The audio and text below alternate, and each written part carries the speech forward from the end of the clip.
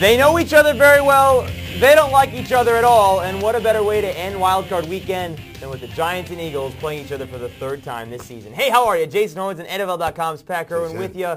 Ending up the Wildcard weekend with two teams. Yeah. I guess there's no better way to end it than with two teams that don't like each other and that know each other in and out. Well, it's the divisional playoff game, and yeah, they know each other pretty well. And I would say this. What they did this year, which I find the most interesting point to start this discussion, is both teams changed their play callers in midstream. Although Kevin Gilbride took over just recently for the Giants, Marty Morningwig took over 7 weeks ago. And the first thing that happened when Marty took over was they balanced this offense up, 50% run, 50% pass, and Brian Westbrook's loving it because now he's over 20 carries a game and over 100 yards rushing.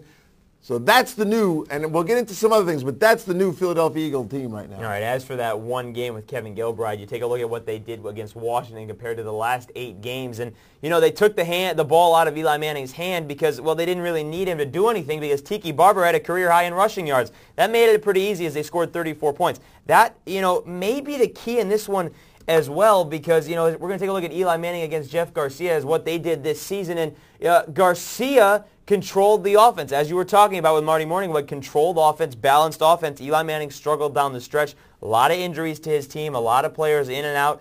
But, you know, I think the one thing there that's crucial in this game is they can't get away from the run because when they lost to the Eagles a couple weeks ago, Tiki Barber and the team, they only ran the ball 88 yards against an Eagles defense that wasn't good at all against the run. Well, you got to look at the Eagle defense, and if someone says to you before this game starts, oh, the Eagle defense against the run's terrible, Tiki's going to have a big day, don't buy it. Don't buy it at all because 2 things I want to point out to everybody. Number 1, in the last 5 weeks, this Eagle defense is only giving up 17.8 points a game, 18 points a game. So the heck with the rushing yardage. They're not getting in the end zone against the Philadelphia Eagles. And the Eagles are forcing turnovers. I know this Eagle group, and I know how they feel about Tiki. They've seen him 100 times. They are focused on slowing him down and keeping him to 100 yards. I don't think the Giants will get away from Tiki. You can't. This could be the last game of his career. He's the one who got him here with his performance, like Jason said last week. So they're going to feed the ball to him.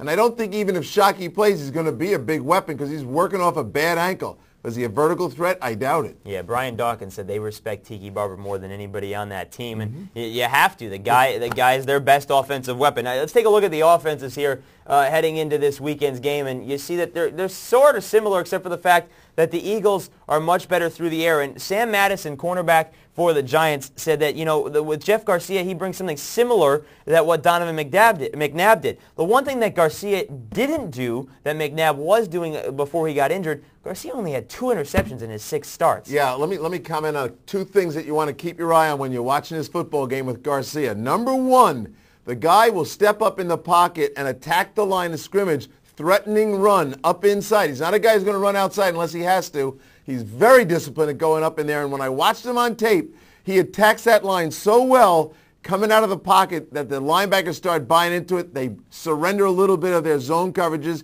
He finds people open in the middle. That's the first thing. Here's the most impressive thing. Most West Coast offenses get advertised to viewers as short passing attack. Don't buy that either. Philadelphia Eagles have thrown 38 passes of more than 30 yards, in the air 30 yards. They're number 1 in the NFL and try to strike you deep, and that Giants secondary will not hold up to that, and the pass rush for the Giants has been wounded. When Mike Strahan's gone for the year now, they need to get to him, and they need to bring some people up inside. Look for some delayed blitzes. Yeah, but it's the Eagles' pass rush that's one of the most feared in the NFL because the guy calling the plays, Jim Johnson, and the Giants respect Jim Johnson immensely. If you listen to them talk this week, they know what's coming. You know, take a look at what's going to happen here for Eli Manning when the Giants are going to pressure. He's going to have to go to his wide receivers, and you mentioned that Jeremy Shockey, he's playing on a bad left ankle. If he plays, he's questionable. He did practice Thursday, didn't practice Wednesday, but it was a limited role. But he's got Plaxico Burress, and that's his go-to guy. It's going to have to be his go-to guy. The problem is, can you really rely on Plaxico Burress in a key situation? I can't, and I'll give you a couple of examples. First off, Lito Shepherd will be out there, and he's a Pro Bowl corner. This is not a slouch, and he'll take on the challenge of handling Plaxico Burress. Plaxico will make a couple of catches, but I stood on the sideline of the Pittsburgh Steelers New England Patriot AFC Championship game when Plax was on the Steelers. Lacked concentration. Didn't like when the ball went other places. Huffed, puffed, complained, got off the field.